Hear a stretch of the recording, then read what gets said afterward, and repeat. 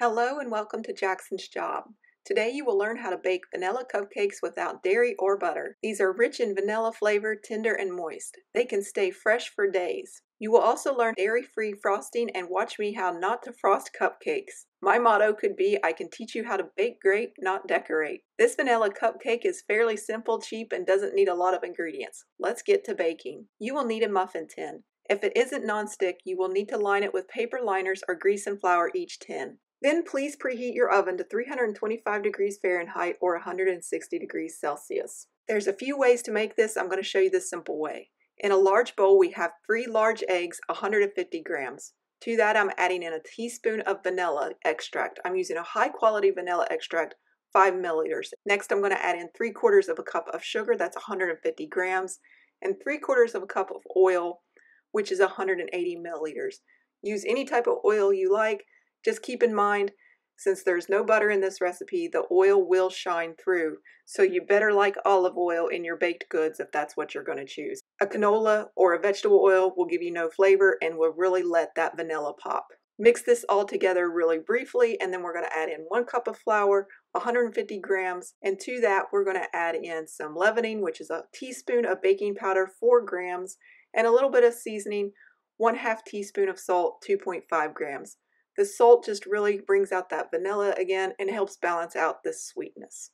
It's going to be a really thin batter like this, and the challenge of this recipe is getting it into your muffin tins without making a mess. There's a lot of ways you can try to fill this. You can try to use an ice cream scoop like I started out with, or you can use a cookie scoop, or what I recommend is put it into a plastic baggie and then just clip off the edge, and then you can squeeze it into each individual tray, and that's the easiest way, but then you're wasting a plastic baggie. You want to get it about halfway full. Don't get it any further than that or they will puff up way too much. You want to then bake these 18 to 22 minutes or until they're golden brown and they look like this. There won't be a lot of color on them because the only color comes from the eggs and the vanilla. You want to insert a toothpick until it comes out clean. Let them cool in the pan for 5 to 10 minutes before you remove them to a wire rack to finish cooling. When you are putting them on a wire rack, you want to put some space in between them to help them cool faster. Don't put them right up against each other. You want to cool these completely before you frost them. If not, the frosting just slides right off and you make a mess. Now let's make some frosting. You're going to need a 1/2 cup of vegetable shortening, 96 grams. Then we are going to add in our powdered sugar, 2 cups of powdered sugar, 250 grams. I do recommend adding in a spoonful at a time so you get a really nice smooth consistency. If you need to, stop and scrape down the sides and continue mixing. Now, depending on how powerful your mixer is, you may want to add in your liquid ingredients a little bit sooner. Say hi to Maggie, everybody. Because if you don't, it can get really crumbly like this, and it can be very difficult for some mixers to beat through this consistency. It can struggle with these types of frostings, and you don't want to burn up your mixer on a frosting when you could just add some water and make it easier. See how it clumps really strongly against the beater? We're using 1 teaspoon of vanilla extract, which is 5 milliliters. You'll see it start to loosen up just with the addition of the vanilla extract.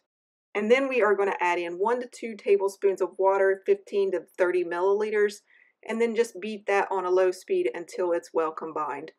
If your mixer was struggling and it all got clumped together like mine did, which I did on purpose so you could see what happens, you might get water sprayed in your face, so go on a low speed. Once it's nice and smooth, it will be a pretty thick consistency like this. If you want it looser than this, continue to beat it for another 1 to 2 minutes, and that will help put more air and make it more spreadable. But I find this is a good consistency for piping. Now, if you want to put in some food coloring, right now is a good time to do so. The one thing I really like about this frosting is it takes food coloring really well, and it really makes those colors vibrant and pop. So if you want, you can use any kind of food coloring you like.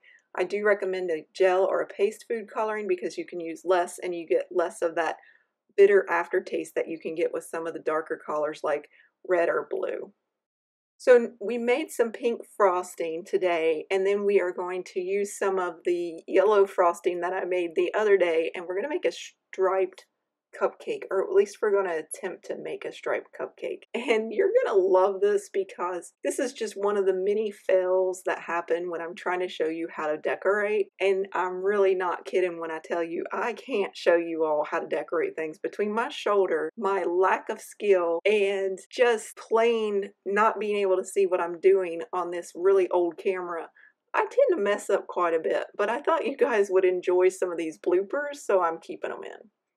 But the theory is you have this really nice color on one side of the bag and another color on the other side of the bag, and you're supposed to squeeze it out until you get both colors showing up. But did I remember that step?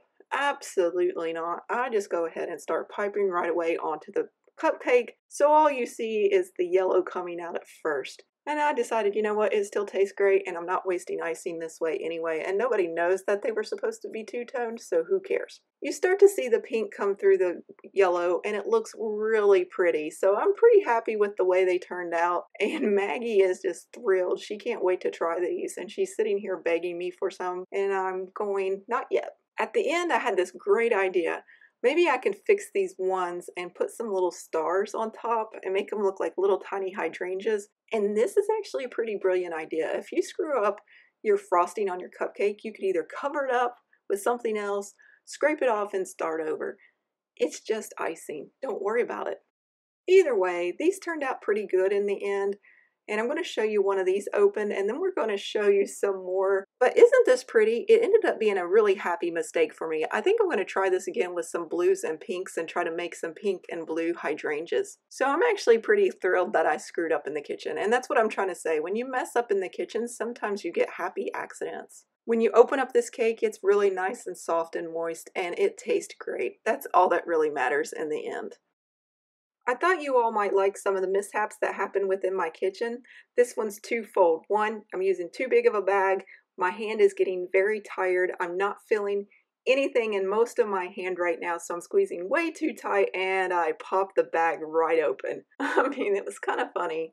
What do you do when you have that problem? Well, you just go ahead and you use the back of a spoon and you try to smear it and fix it. When things screw up really bad, just cover it with sprinkles. It always looks much more cheerful and pretty. You open them up, they still look really good, nice, tasty, delicious cupcakes. So then the next day I thought I'm going to show you how to ice cupcakes with just a butter knife. And look at me, once again I'm out of camera shot. So you are only getting to see little angles of it.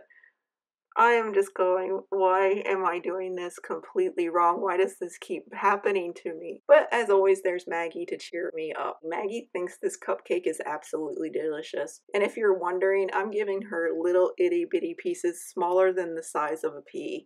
The vet says it's okay in very tiny moderations. I do not recommend feeding your dog people food without vet approval. So at the end of this video, I'm doing pretty good showing you how to make the cupcake. And then I'm starting to get distracted and I'm laughing at Maggie. So I decided to show you all this instead. This is the kind of audience I get all the time. And here's Maggie trying to grab a cupcake off of the counter when I wasn't looking. She's hilarious. And here I'm trying to focus the camera back. It was just not a good day overall with baking. But again, it doesn't matter what they look like because when you open them up, you can always have a delicious cupcake, one that is soft and moist and tender and just melts in your mouth. That is what you need to focus on. Focus on your strengths, embrace your weaknesses, laugh about them, and continue baking anyway. I struggle sometimes, but I do it anyway because it makes me happy and I embrace my mistakes, and every day I get in the kitchen, I am baking happily. And that's why at the end of every video, I always say thank you for watching and happy baking. I truly mean it. Happy baking.